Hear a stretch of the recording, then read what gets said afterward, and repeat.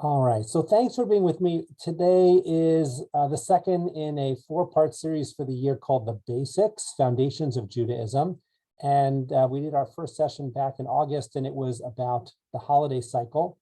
And tonight we are going to be focusing on the Siddur. And the next session is going to be February 7th. And I wanted to give you a early opportunity to sign up for that in case you wanted to do that right away. So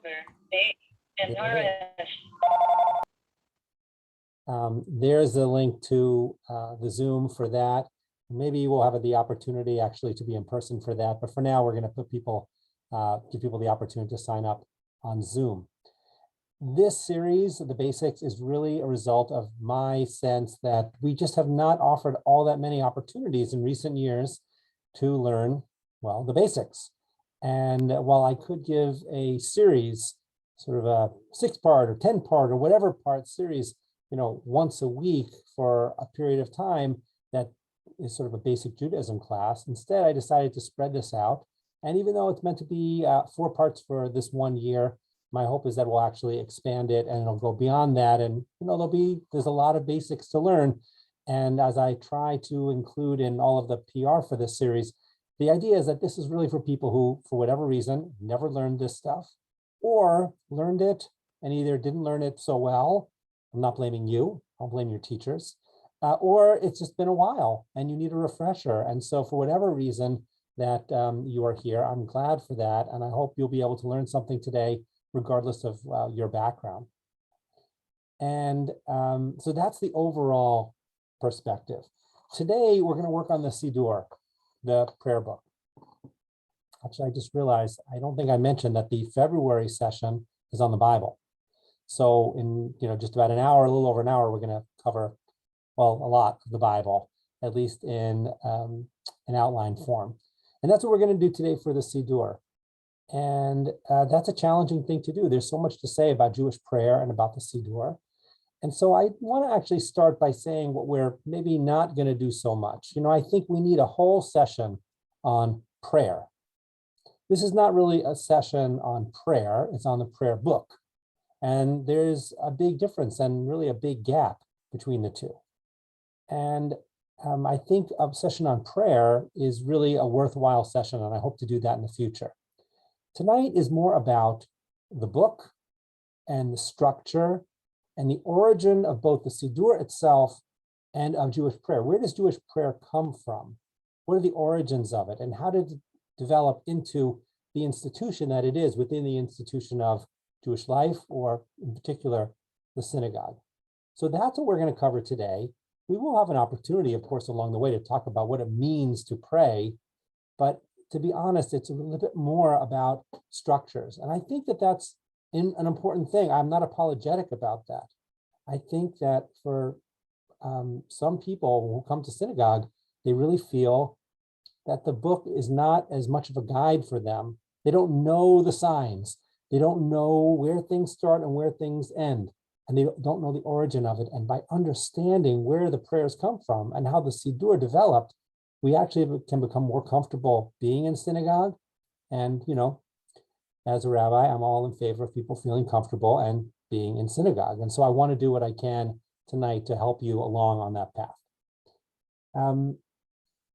So here's what we're going to cover. The origins of prayer in Jewish tradition. Talk about where the Siddur itself came from a bit. The main structures of Jewish prayer. And as I say, a bit about prayer itself. I'm going to put in the chat now a link to the source sheet. I'm going to be putting the sources up on the screen. So you don't need this source sheet on your computer, but for those who would like, I wanted to provide it for you. Okay.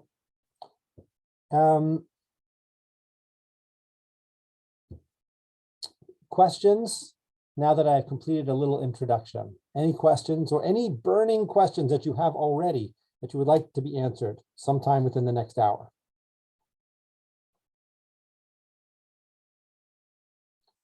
Okay. Okay. Here we go. Where does Jewish prayer come from? Jewish prayer, in essence, really derives its structures from the Bible itself. What you have in the Bible in different places are the institution of prayer, or the idea of prayer, coming out of the mouth of figures that you're already well aware of. Certainly one of the origins of prayer, the way we think about it today, is the sacrificial system that originates in the Torah and finds its way throughout the Bible. We're going to talk a bit about that as well. But what I would like to do is show you a couple of examples of Jewish prayer right in the Bible, so that we can just notice them and then see what we can learn about them and how they relate to our prayers today. So in the book of 1 Kings, King Solomon, having inherited the kingship from his father David, builds the temple that God told David he couldn't build, but that his son would build. And Solomon, in fact, achieves that. And at the dedication of the temple, here's part of what he says. It's actually, chapter 8 is a long chapter, and a lot of it is made up of a long, long prayer that Solomon offers. But I wanted to just show you this. This is communal and also personal in this case, right? The only person who could really say this prayer is Solomon. You'll see why. Solomon stood before the altar of the Lord in the presence of the whole community of Israel. He spread the palms of his hands toward heaven and said, "O Lord God of Israel, in the heavens above and on the earth below, there is no God like you, who keep your gracious covenant with your servants when they walk before you in wholehearted devotion. You who have kept the promises you made to your servant, my father David, fulfilling with deeds the promise you made, as is now the case. And now, O Lord God of Israel, keep the further promise that you made to your servant, my father David. Your line on the throne of Israel shall never end, if only your descendants will look to their way and walk before me as you have walked before me." It goes on. Solomon is sharing these words of both praise of God, thanks to God, and also a hope that what God promised David will continue on into the future. So it's a thank you for what's happened and what is currently happening, and also a look to the future. As I say, the only person who could really deliver those words are really Solomon, because, right, it's about Solomon and his father and the relationship of God to David.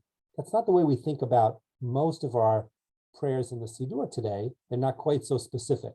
In fact, they're the opposite of that. They're generic in the sense that you can say them and I can say them, and other people can say them equally.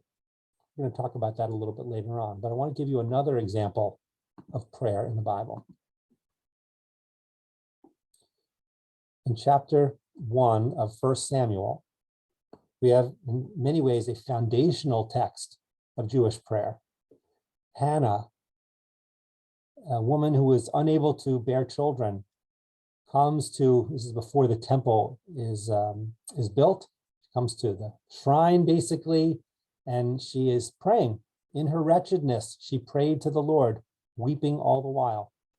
And she made this vow. Exactly, vow and prayer, that's a sort of a complicated thing. We don't think of most of our prayers as vows, but she takes a vow. Lord of hosts, if you will look upon the suffering of your maidservant and will remember me and not forget your maidservant, and if you will grant your maidservant a male child, I will dedicate him to the Lord for all the days of his life, etc., etc. Verse 12, and as she kept on praying before the Lord, Eli watched her mouth. Now Hannah was praying in her heart, only her lips moved, but her voice could not be heard. So Eli thought she was drunk. This actually says a little bit about Eli, what he would imagine, but it also teaches us something very important. I'm sure many of you know, when we say the Amidah in particular, but other prayers as well, that's what we do. Our mouths move, but we're not speaking very loudly, not at all. We're supposed to say it so that we can hear it perhaps, but no one else can hear. Hannah, standing before God as an individual and praying, right? But in this way becomes a model for what it means to stand before God and say the Amidah. which we'll talk about in more specifics later on. Hannah's prayer, her vow, is also quite specific to her, and it is brought on by a very particular circumstance. One thing to notice about biblical prayers is that they are very much tied to the moment. They're not liturgy. That is to say, they're not meant to be said repeatedly. They're meant for the moment. They're more spontaneous, quite different from the way we think about Jewish prayer in the synagogue. Again, something else we're going to talk about a little bit later on. One more example. In Deuteronomy, right near the end of the Torah, Moses says this is at the beginning of Parshat Ha'azinu, the second to last Parsha. We're just about ready to go into the land of Israel. And Moses says, "Give ear, O heavens, let me speak. Let the earth hear the words I utter.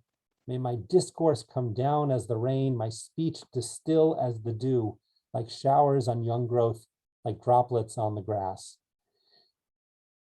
Prayer can be prose, like Solomon's prayer and Hannah's prayer. It can be more poetic, like this. Even if you don't, the formatting here sort of helps you, right? The spacing, but even the metaphors. My discourse come down as rain, my speech distill as the dew. You can feel the poetry in there. It's another question of what is the form that Jewish prayers actually take. These are just a few examples of words, prayers said by individuals in the context of the Bible, offered to God, right? Moses' prayer isn't even for himself, unlike Hannah, who wanted something. She was hoping to have a son. Moses isn't praying on his own behalf. He doesn't seem to be asking for anything. He is going to be thanking God and also encouraging the Jewish people along the way, and part of that parsha as well. So even during the Second Temple period, prayer begins to become part of the life of the Jewish people. We're going to, in a moment, talk about sacrifices, because in many ways, when we think about our ancestors, the real focus of worship is not prayer, but sacrifice. Abraham, Isaac, and Jacob offer sacrifices, sort of tied to certain moments in their lives. But soon after we receive the Torah at Mount Sinai, we're given the command to build the Mishkan, the tabernacle. And that is the model for what becomes the temple, the one that Solomon was praying over, praying right after it was built, the first temple. And then, of course, the second temple is built as well. The focus of Jewish worship of God becomes sacrifice. And sacrifice in Hebrew is korban. We translate it as sacrifice, but a korban is something that is brought close. Animals are brought close, sometimes grain as well, or wine, but those are brought close and sacrificed on the altar to God. It's not exactly clear if there are many words said as part of that. One of the main places in the Torah to look for this is the book of Leviticus, which has all the details of the sacrifices, or many of them actually. Let me give you one quick example of that. We're not going to be delving into the details of the sacrifices, but I just wanted you to see them. And this is the very beginning of the book of Leviticus, the third book of the Torah. The Lord called to Moses and spoke to him from the tent of meeting, saying, "Speak to the Israelite people and say to them, when any of you presents an offering of cattle to the Lord, he shall choose his offering from the herd or from the flock.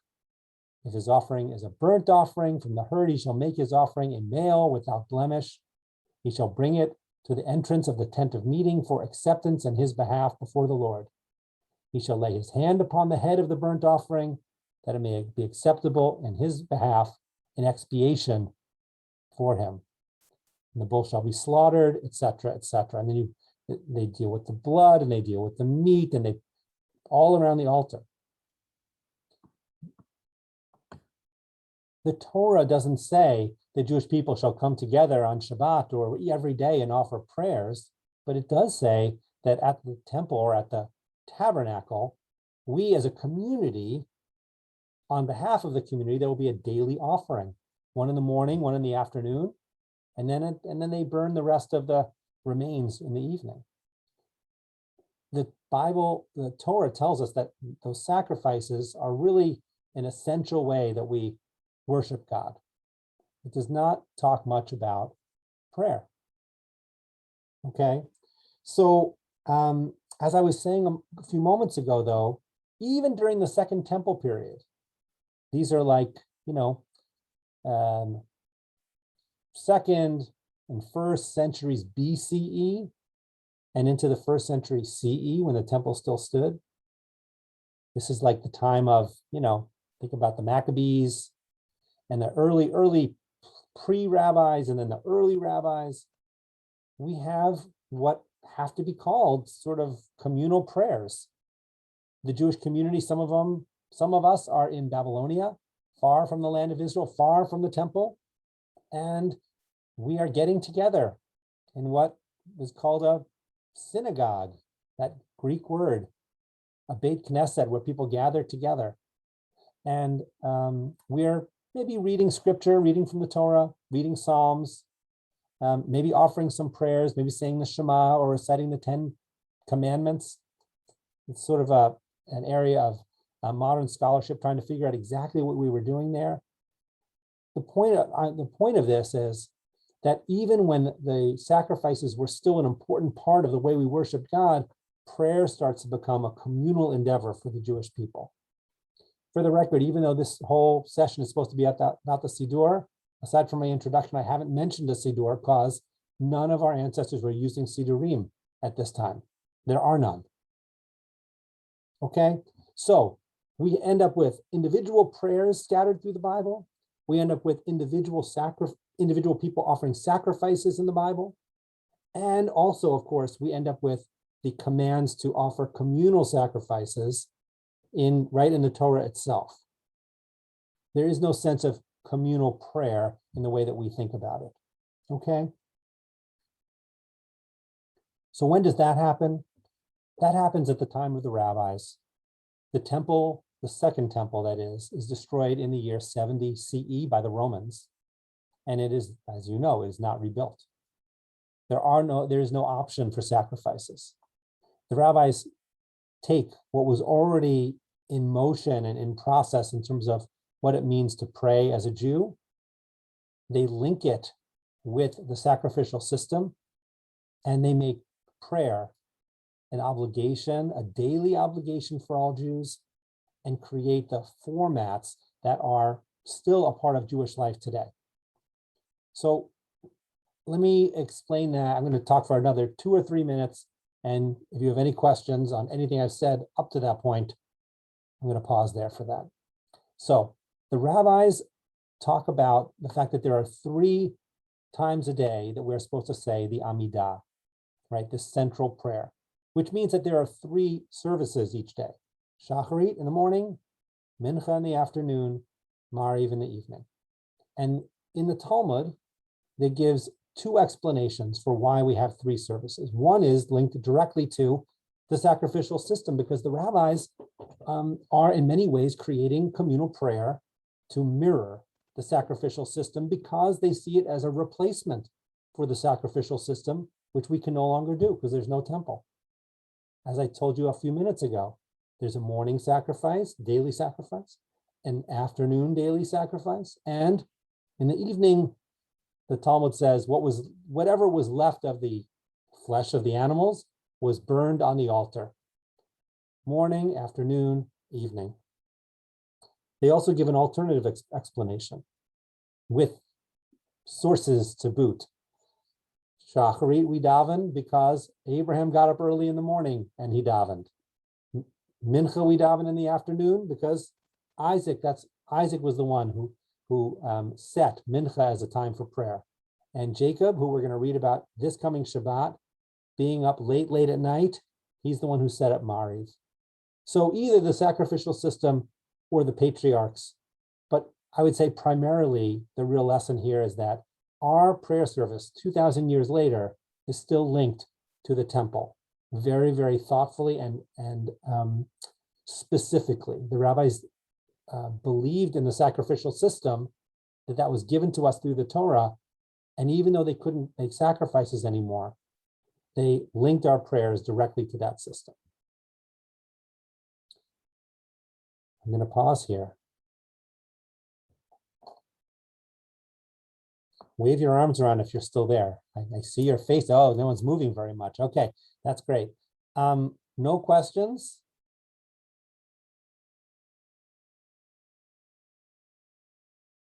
Okay, I'm going to keep going. Okay, let's talk about the Siddur. I'm a bit skipping. I was talking about the early rabbis and creating Shachrit, Mincha, Mariv.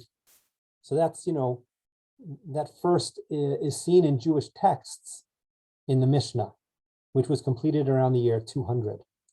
But we're about to skip over the rest of the rabbinic period to find the first Siddur. The first Siddur is not exactly a Siddur. We think of the first Siddur as being the Siddur of Rav Amram Gaon. The Gaonic period is sort of the 8th, 9th, and into the 10th century. And the Gaonim are rabbis who are leading the academies, the Talmudic academies in Babylonia, current day Iraq. And Rav Amram was asked a question by a rabbi in Spain. They sent a letter. What is the order of the prayers? And Rav Amram's response, which was lengthy, is seen as the first Siddur. So Siddur, I guess we should say, like the word Seder that you are definitely familiar with, both of them come from the root for order. Siddur is the order of the service. Okay? By the way, just in case I forget to mention it later, Machzor is, is the prayer book for the high holidays, although it was applied, by the way, to the year-round Siddur, basically. It's about the cycles of the year, right? So it had all of the holidays in it. So Machzor is about the returning and the cycles, okay? Amram Gaon answers and he lays out the Siddur. And in the centuries after him, you have Rashi's Siddur. Rashi's a very well-known name, 11th century rabbi who wrote commentaries on the Bible and on the Talmud, and also had a Siddur, also in a sense, set the order of the prayers. Of course, at this time, this is before the printing press. If you had a Siddur, it was very precious, right? It was handwritten. It was passed down. Probably not everyone, even then, had a Siddur. It's not like coming to a synagogue nowadays and everyone has a Siddur in their hands. Also means that a lot of people had memorized some of the essential prayers, right? That is the way they davened, even communally. It also put a heavier burden, if not everyone has the words in front of them, it puts a heavier burden on the person leading the prayers. It also shows you that the text was a bit more, certainly could have been, and probably was more flexible than it is today. Now you say what's in the Siddur. But back then, the role of the Shaliach Tzibur, the person, the messenger of the congregation, the person leading, part of their job was to, create a little bit, to be creative in the prayers, maybe with poetry. There was an early period where you could say that the Amidah, the only part of it that was fixed was the concluding blessing. If we're going to talk again a little bit about the Amidah in a minute, but you've all seen the Siddur. Each blessing is really a paragraph. Some are shorter, some are longer. Baruch atah Hashem, Magen Avraham. Baruch atah Hashem, Mechayeh Hametim. Shomea Tfilah. These key phrases needed to be included even at the early period. but the lead up to the conclusion was really in the hands of the person leading. There's something quite beautiful about that, the opportunity for creativity and change. And you lose that by putting it all written in a book. What you do gain is a bit of stability and the opportunity for everyone to learn all of the prayers because they're all in the Siddur. Nowadays, there are quite a variety of Siddurim. And some of these developed very recently and some over much longer periods of time. So you have Siddurim that differ from one another really throughout Jewish history. If you're living in Yemen, your Siddur looks different than the Siddur of Italian Jews, which looks different from the Siddur of German Jews, which looks different from the Siddur of Turkish Jews. If you are a Hasidic Jew, your Siddur will probably look somewhat different than even a Sephardi Jew, and also different from an Ashkenazi Jew. And even though Hasidim, those Hasidic communities in the 18th, 19th, 20th century, they're coming from Eastern Europe, their Siddur is a little bit more tied to a Sephardi rabbi, Rabbi Luria, the Ari, who was a Sephardi rabbi who, was part of that whole period of creativity in Tzfat that gave us Lecha Dodi and all sorts of Kabbalistic ideas and creations. That's one way of looking at the variety of Siddurim.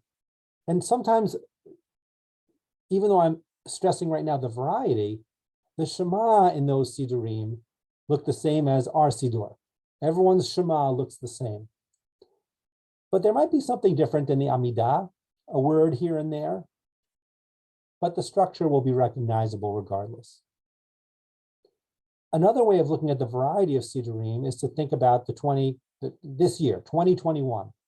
The Siddur that you'll find in our synagogue is different than what you'll find at Kol Ami, up on Walnut Road, different than what you'll find at the Shul, Chabad, different than what you'll find at a Young Israel, right?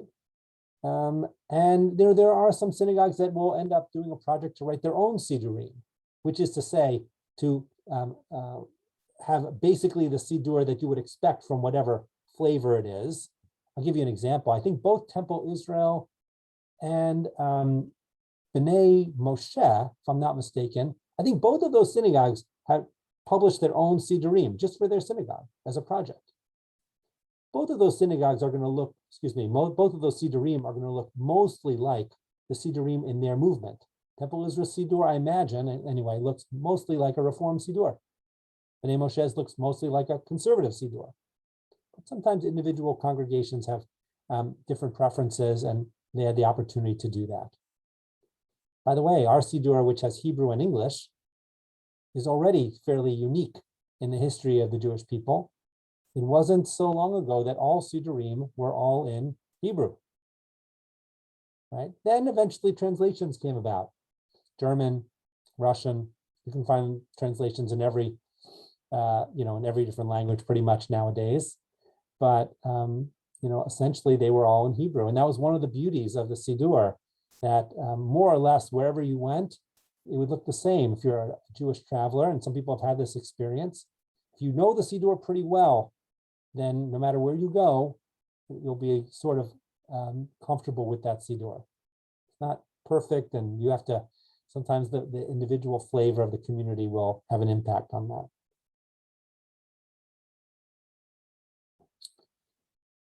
Okay. There's a little history, and there's a little about the variety of the Siddur. I want to talk now about what's in the Siddur. Okay. So the first thing to know is that one metaphor for thinking about the Siddur is that the Siddur is a bit like a loose leaf book, loose leaf notebook. It incorporates different parts of Jewish tradition from different time periods of Jewish tradition and continues to change, which is why different ones get published. I guess we would only just have to reprint Rav Amram's Siddur if it never changed, but that's not actually what happens. I'll give you a very basic and obvious example from a very recent time. Our Siddur has the prayer for the state of Israel in it. Before 73 years ago, is it? We couldn't have that. There was no state of Israel. But, a congregation like ours, most American congregations, we wouldn't think of not having the prayer for the state of Israel in there. It's essential to the way we think about ourselves as Jews and as a Jewish community. But it means that there has to be some degree of flexibility, some degree of openness to what the Siddur is essentially. Otherwise, it's really a closed book. When we talk about the Bible in February, I'm going to talk about the degree to which the Bible itself is a loose leaf or was a loose leaf book in a certain sense, but not the same as the Siddur. It's okay for all the Jews I know anyway, to put the prayer for the state of Israel into our Siddur. We can open it up, put it in, close it back up. This is our Siddur. We wouldn't say the same about, the Bible. We don't put in new books into the Bible anymore. But there was a time when it wasn't fully closed. It wasn't canonized in the way it is today. We'll talk about that some other time. But in the Bible, in the Siddur, what's in there? Well, there are parts of the Bible. In a big way, the Psalms is in there, right? The book of Psalms, which is part of the Bible.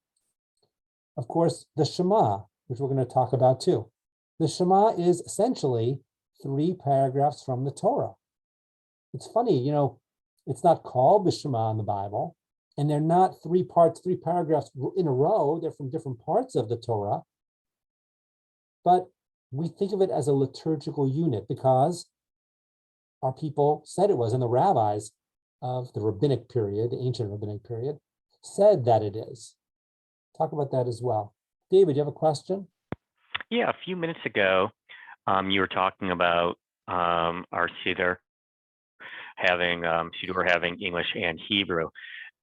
This might be outside the bounds of this discussion, but if you were to suggest to a person, is it optimal to, if you can read Hebrew, but maybe you don't understand it all that well, but you can read it, is it better to read it in Hebrew, not really fully comprehending it, or more optimal to say it in English, assuming that you can understand English?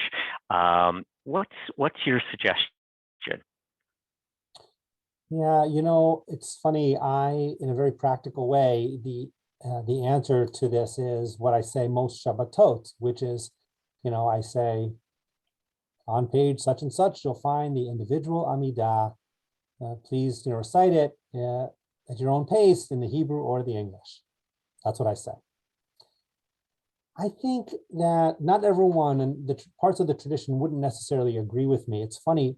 The tradition, even the Mishnah says you can recite nearly all of the prayers in the vernacular, in whatever language. As the tradition develops, it seems to say that we can do that as a community. Communally, we can say it all together in any language. Because when a whole community of people say it, it has the desired effect. It rises to God because of the merit, let's say, of the whole community. But individuals don't have that merit on their own. And therefore, at least one layer of the tradition would say, you're really better off as an individual saying the prayer in Hebrew, because that is a surefire way of offering our prayers. But, I think just on the face of what you're saying, I feel like it's a hard and somewhat incomplete answer. I have a hard time saying that to our congregation, that even if you don't understand it, you should just say it in Hebrew. It makes it feel magical in a way which doesn't make me comfortable. So I'm going to stick with the answer I say to the congregation, which is any language is okay. Because the other thing we'll hopefully touch on a little later is this idea that prayer is often called in the tradition avodat shebalev, right? It's the worship of the heart, right? As I said at the outset, we're really focused on liturgy, the book and the words and the structures, and I told you why I think that's important. But it can't be done perfunctorily. It doesn't make any sense, right? Right, to offer words without something more.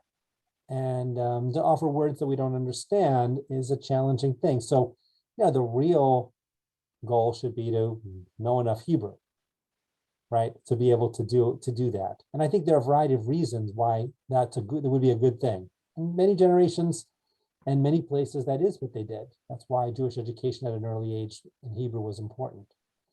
But it happens not to be kind of where our community is right now. But thank you for that question. Great, thank you. Yeah. Yeah, Sammy, we're going to come to your question in a little bit, okay? So we have biblical material in the Siddur, Psalms, and the Shema. But more than that, all scattered throughout the Siddur, there are snippets of the Bible.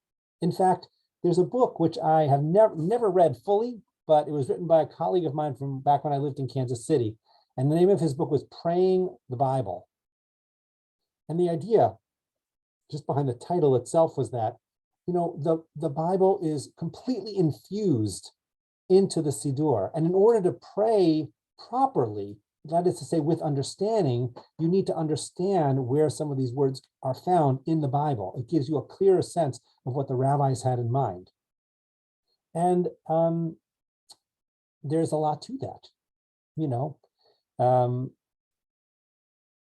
Kedusha, for example, which is said as part of the Amidah, is wrapped up in these two lines from Isaiah and Ezekiel about, having personal revelations of God. Kadosh, Kadosh, Kadosh, right? Holy, holy, holy is the Lord of hosts, right? And where is God? God is Baruch Shem Kavod, Baruch Kavod Adonai Mim Komo. God's glory is blessed from his place.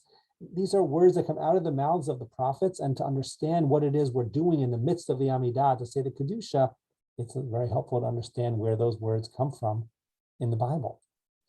So there's a lot of background, and let's say we'll use a modern word, intertextuality going on here.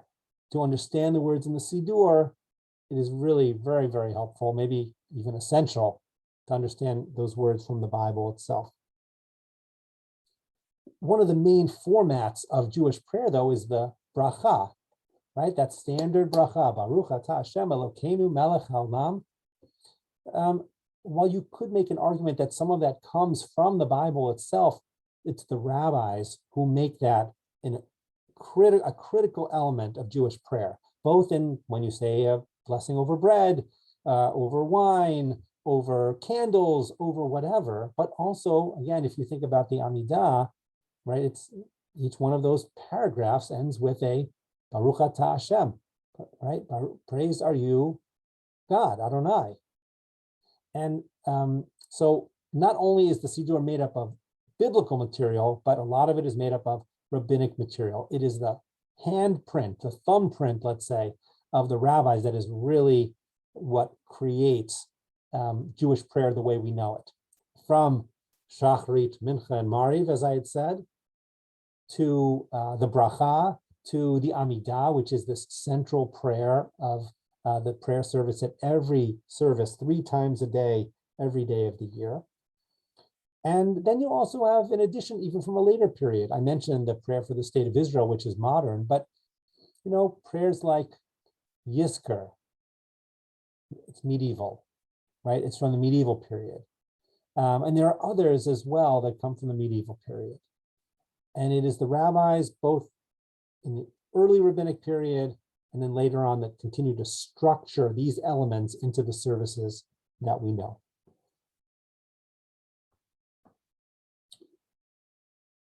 Okay.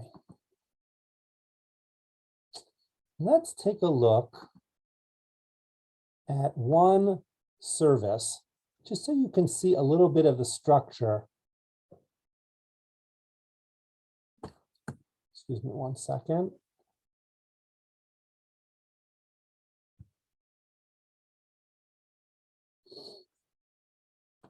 Sorry, everyone, I'm having a little bit of a technical issue here.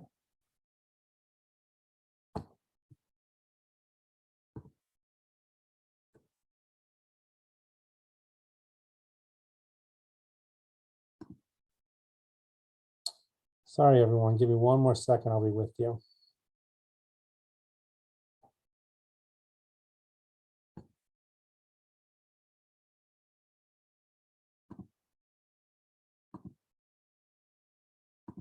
Okay, let's do this. Here we go.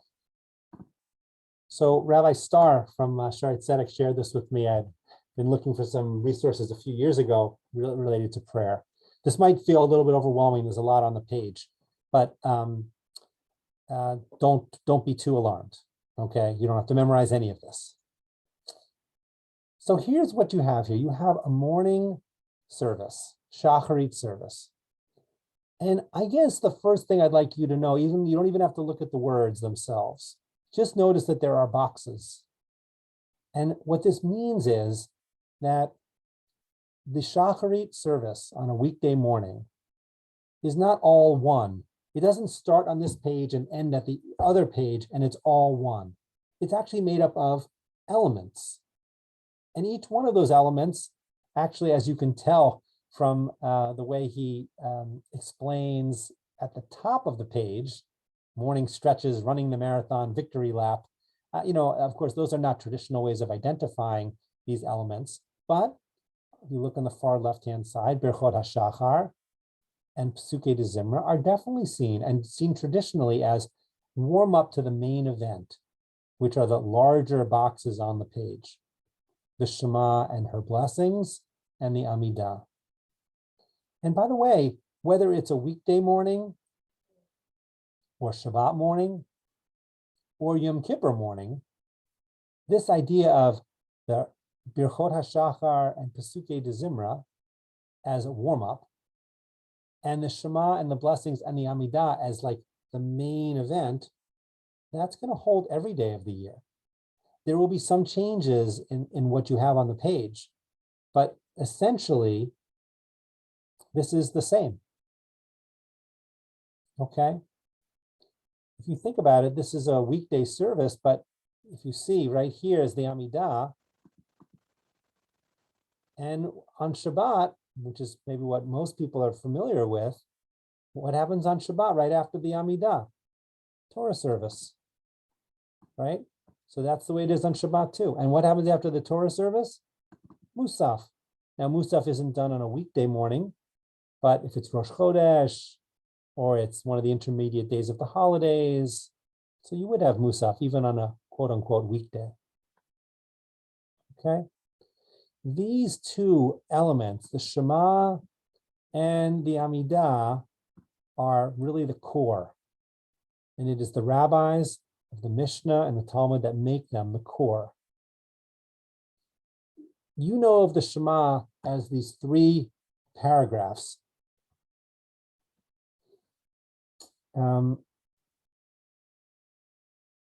Right here, these three paragraphs. You can see two of them are from Deuteronomy, the last book of the Torah, and one is from the book of Numbers. Okay, by the way, it's not even in order. Deuteronomy comes after Numbers, but the rabbis have a reason for why they decide to put them in this order. But what's also important to note is that the structure of the Shema, or let me say this differently, the Shema is placed within a broader structure of blessings. And these blessings are presenting us with the message. And in fact, they're presenting us with what many people think are the essential three theological ideas of Jewish tradition and of the Torah itself: creation, revelation, and redemption. There's a lot to say about those. And if we give a basics session on the Shema itself, we'll talk all about these blessings. But they also flow one to the other. One bracha, one theme of creation into revelation, into redemption,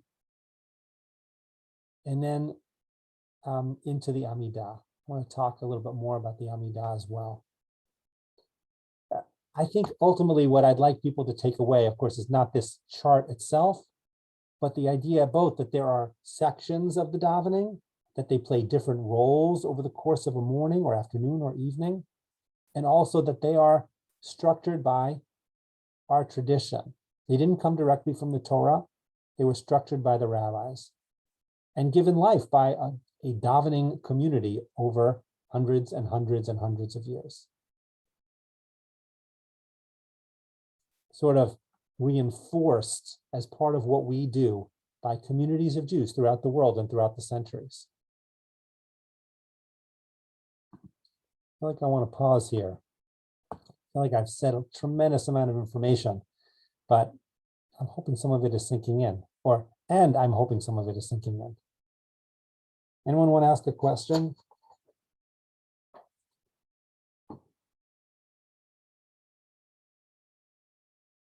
Yes, Eileen. Oh, you have to unmute yourself, yeah.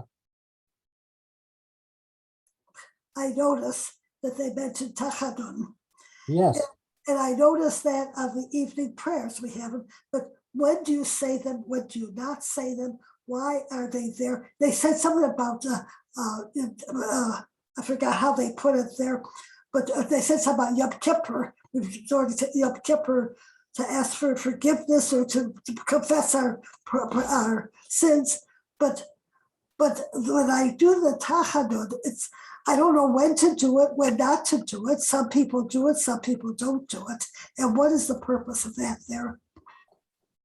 Tachanun is a series of prayers that are said right after the Amidah. They're said at Shacharit in the morning and at Mincha, not at night. So yes. Morning and afternoon, and they are pleas, let's say, pleas to God to forgive and to listen to our prayers. In some ways, it's linked directly to the idea that the Amidah, you're standing before God and speaking to God. The Tachanun is an additional way to do that, but it's one which I think puts us in a particularly humble position. When you're in synagogue and you say Tachanun, we actually do it in 3 different poses, so to speak. Part of it, we put our head down on our arm. Yes. So you're really bent down. Part of it we do sitting up, and part of it we do standing up. It's done, let me put it this way, it's not done on days of celebration. Certainly not on Shabbat or holidays, but also often not in relation to holidays. It's too much to go into right now, but there's a big paragraph at the beginning of Tachanun in the Siddur, in the Shachari part, and it tells you all the days you don't say it. But they're related, generally speaking, to days of celebration. Okay. But how do we know when to say it and when not to say it? Check that paragraph. Or people will tell you, and when you're at services, we tell you, we do say Tachanun, or we don't do Tachanun today. Okay. And I just want to go back for a second to, I was talking about what is in the Siddur. One other thing that I wanted to mention that's in the Siddur is opportunity for Torah study. The idea of study as connected to prayer is very important, and it's found right in the Torah, right in the Siddur, from the fact that you say as part of the early blessings in the morning, the Bracha for Torah study, and then you study a few texts right there. There are long sections in the traditional Siddur of the Korbanot, of the sacrifices, which are both Torah study and a very direct way of reminding yourself that all that we're going to do that morning during the services is connected to the fact that we as a people used to offer sacrifices. Not to mention that a whole tractate of Mishnah is in the Siddur, and that's Pirkei Avot. Ethics of the Fathers is the tractate of Avot, which you find in the Mishnah. It's usually found kind of later in the Siddur, but there's lots of opportunity for Torah study. And I think it's because of the importance that the rabbis place on Torah study and also in its connection to the prayers themselves. I want to talk for a minute about the Amidah.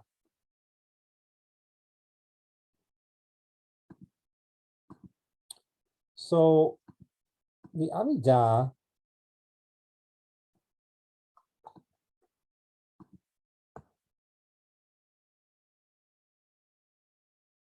let's start here.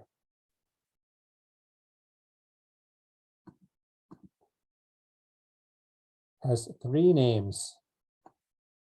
One is the Amidah, which doesn't say all that much. It's not the most creative name. A standing prayer, because we say the Amidah standing.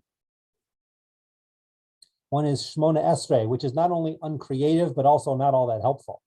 Shmona Esrei means 18, presumably because there were 18 blessings. But in fact, there are actually 19 blessings, which is it's a very interesting historical note that it was named and then changed. There's a debate over exactly how that happened. Some say that one particular blessing was added in. Others say that one blessing was split in half. And the other is, and the rabbis of the Mishnah called the Amidah tefillah, which means prayer, but in this case means the prayer, like the prayer par excellence. 3 times a day we say the Amidah, connected with the 3 times a day that we offered sacrifices at the temple. And they can be divided up into 3 parts also. There are 19 blessings. 3 at the beginning, 3 at the end, 13 in the middle. And as Anne Lamott, a Christian writer, says, that she does not talking about the Amidah in this case, but if you ever, it's a good way to remember. They're divided up into 3 different essential, or 3 words, you can remember them. Wow, please, thanks. Okay? You could think of the first one as praise, right? The first 3 blessings are praise of God. The 13 middle ones, during weekdays anyway, are bakashot, requests. Not like for the red bicycle, shiny bicycle. We are praying for, some of it is, by the way, for very direct assistance, praying for parnasa, praying for God to provide us with sustenance, with work, so that we can, sustain ourselves. Praying for Jerusalem to be rebuilt, praying that God will please listen to our prayers, will give us proper leaders, will heal us, all sorts of different. We're going to look at the list again. The last 3 are seen as 3 blessings of thanks.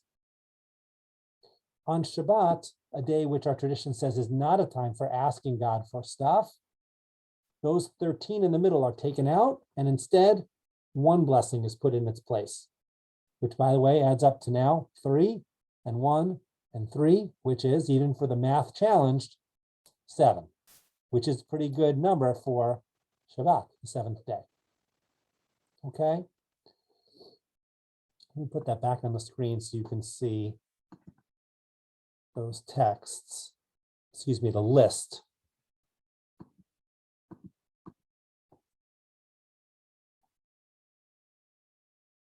These are some of this is what we're asking God for, or these are the blessings. Can you see that still? It's a little small now, but. I can see it. Good. So, wow, help, and thanks, actually. I said, please, but help, right? Wow, help, and thanks.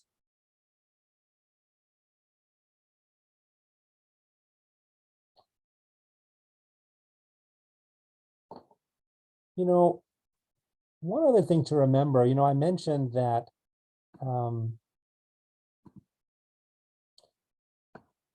Solomon prays and Hannah prays and Moses prays. When you think about our prayers, though, both from the essential of the bracha, Baruch atah Adonai, Eloheinu melech haolam, right? Praised are you, Adonai, our God, Eloheinu, Melech haolam. What you end up with is this mix of personal, and that is to say, second person, ata, you, and also Adonai, which is now third person, and also Eloheinu, our God. When you stand up, even when you're praying by yourself, you are using the first person plural. We. Aleinu l'shabeach, that nu at the end of all the news. Aleinu, Eloheinu, Malkeinu. Va'anachnu, va'anachnu means we. We see ourselves as standing before God as a group, even when we are alone.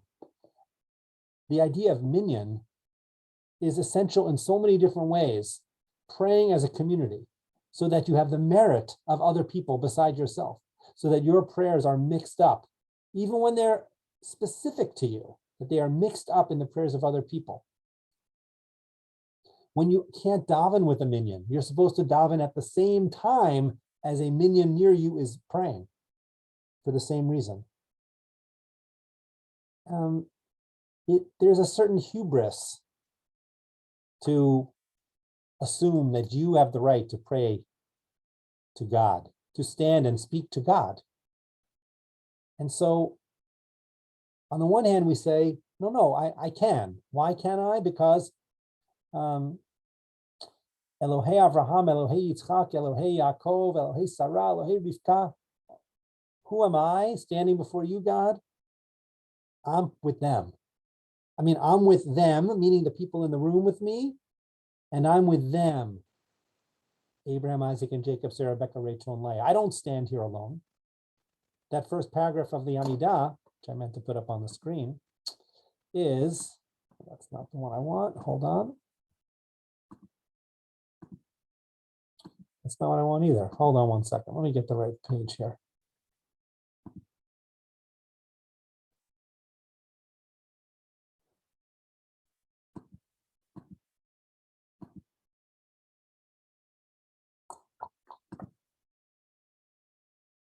Sorry, everyone. Here we go. Maybe. Here we go. This paragraph is called the Avot. You can't see it? Okay, hang on one second, everyone. I'm not sure why I'm having such trouble here. Let me try again.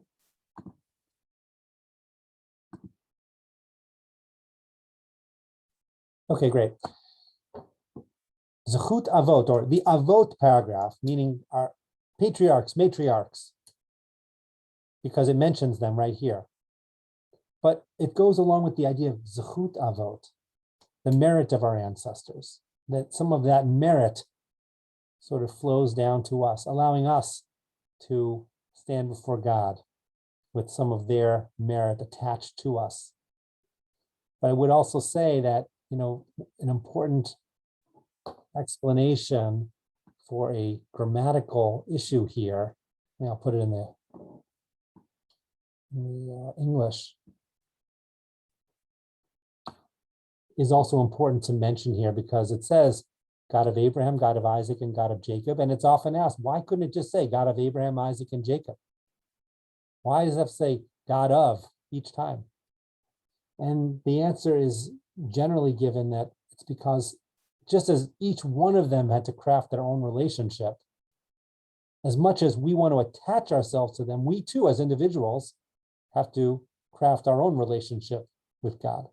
We can't only depend on them, even as we do depend on them in some ways as well.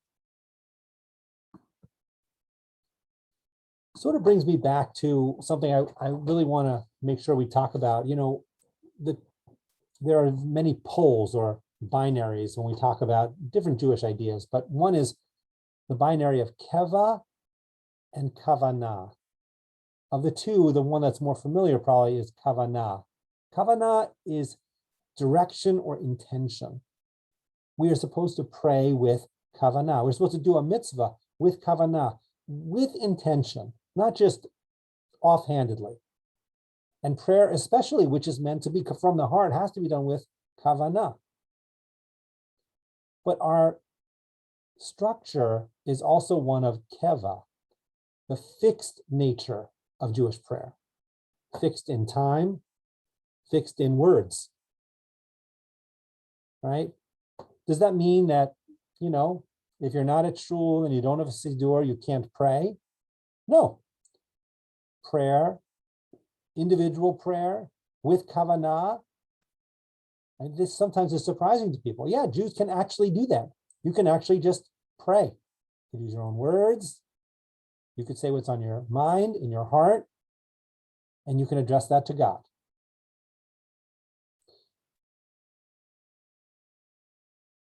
It's hard sometimes to remember that because so much of our tradition is focused on the synagogue service, the synagogue experience, and the communal prayer experience.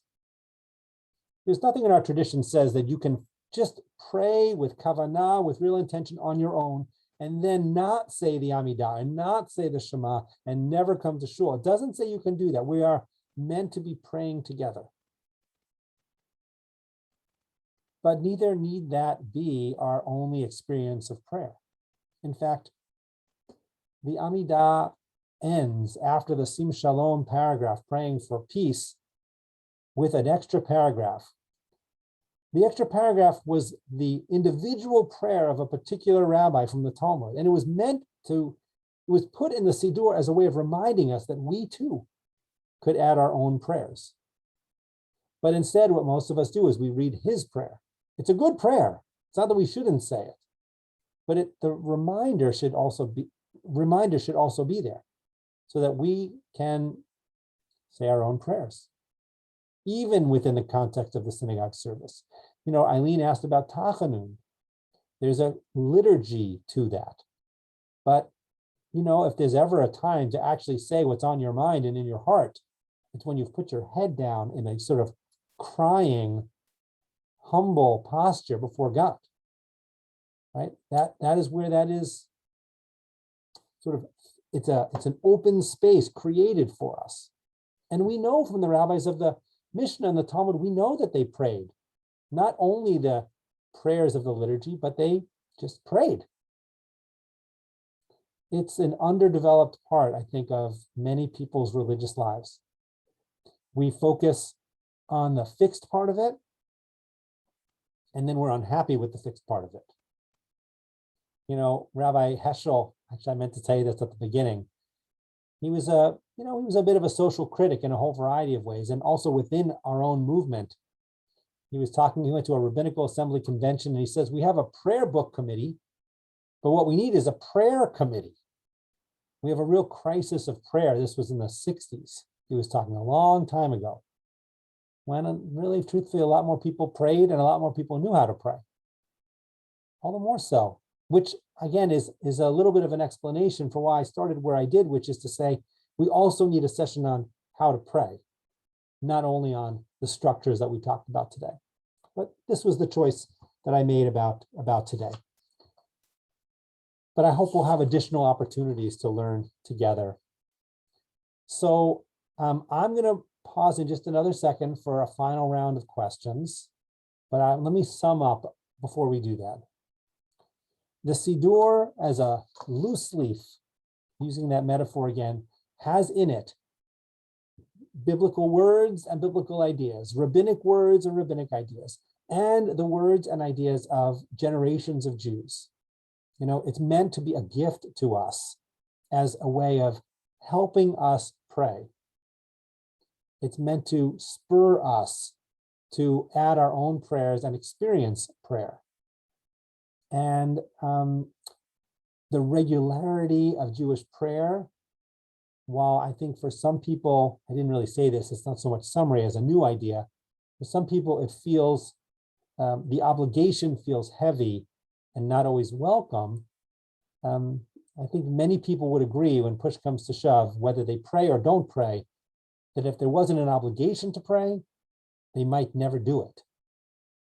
And I think that is the attitude of our tradition, that to focus only on the kavanah, I'll pray when I really am moved by it, is lacking in that it doesn't really spur us, it doesn't push us. And in fact, a life of regular prayer at least allows for the possibility of meaningful prayer sometimes, whereas a life without regular prayer will likely lead to a life without any prayer.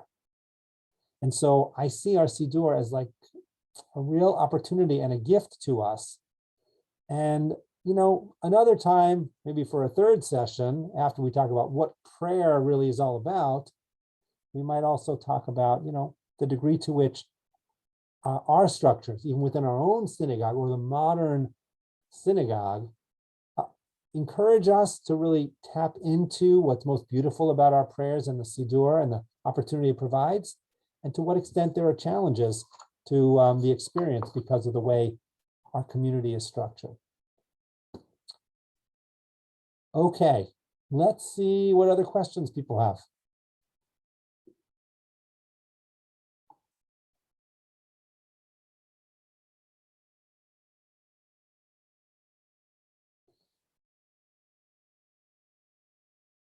Okay, I'm gonna pause. I'm pausing longer, but it's okay. I hope that this has been helpful, and I do hope I'm gonna put in the chat again because I do. We sort of lost the list of people who came to the first basic session, and at the time I also didn't have the link for this session, so I'd like to share that again with you because I would love for you to come to that session too. And I think, you know, each one is different. These are holidays, you know, again, it's sort of like the very basics, right? That's why I called it that.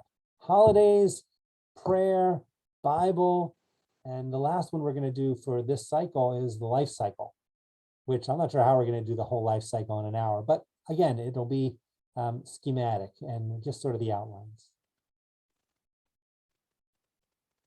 All right. So a pleasure being, Sammy, did you have a question? I mean, I might want to circle back to my question. I feel like you answered the part where you do the Amidah for all three of them, but I wanted to know just like a basic set list for each of the three prayers that you do, like morning, midday, and evening. Yeah, I mean, I would just say this, that, right, the essential for, I mean, the very essential is really that those large boxes that I had put up on the screen. So the Shema and its blessings and Amidah, right? For Shachri, that is the most essential part.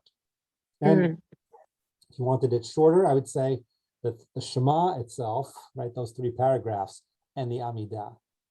And for, is it possible to get what you shared on the screen as well? I think it's different than the link with the or is it different than the second? This, if what you're referring to is this, is it this one you're talking about? Yeah, that one. Is it okay if I just like screenshot it? Yeah, absolutely. And you're welcome to do that. I mean, it doesn't really prioritize here, I suppose, but right, but it is the Shema and the blessings and the Amidah. Okay. Okay, perfect. Thank you. You're welcome. Faye, did you want to say? Yeah, go ahead, please. I have a question. On Shabbat morning, when we say the Amidah in the morning service, and then we say it, we repeat the Amidah again at Musaf. Why are we saying it twice? Is there any, other than the repetition? Actually, we're saying it 3 times, right? Because we're repeating it. So why 3 times? Is there something different in them? Is it just because that's the structure of the morning service, that's the structure of Musaf? But is there a reason for, and then repeating it? So what's the reason for that? So I would think of it this way. We're doing the Amidah twice. We'll talk about the repetitions in a second, but we're doing it twice because you have a Shacharit service, which you say every day, the morning service, which parallels the morning sacrifice in the temple. And on Shabbat and on holidays, there were additional musaf, means additional sacrifices in honor of the day. The musaf service is essentially in place of that musaf sacrifice, korban. And and the words in that center section of the Musaf Amidah are different, very different from what it says in the Shacharit service. Now, traditionally, we said the Amidah individually, and then it was repeated. That's been the most traditional way of doing it for a long time. More recently, what some synagogues, including ours, does is we don't repeat each Amidah. We do what's called a Heicha Kedusha, which is basically a shortened way of doing this. But traditionally speaking, we would both repeat the Shacharit Amidah and the Musaf Amidah. Part of the reason we did that is because the rabbis instituted that because not everyone knew how to pray. Not everyone had a Siddur. And so how do you fulfill that mitzvah of saying the Amidah? Well, if you can't say the individual one, what you can say is Amen at the end of every bracha that the Shaliach Tzibur says out loud. And by that, you get the merit of saying the Amidah. You're listening and you're saying it. So that was the purpose of it. Now, one could argue that with everyone having a Siddur, you don't really need the repetition, right? Because then everyone can say it. But I also might argue back that there are plenty of people who have a Siddur in their hands, but don't really know how to pray all that well. So not to mention, I think just very practically speaking, what the repetition becomes for us is also an opportunity for some music, some singing, and for something which is aesthetically, hopefully, pleasing for the congregation as well. So it's two Amidot that might have both been repeated, but in our case, only one gets repeated usually. Okay.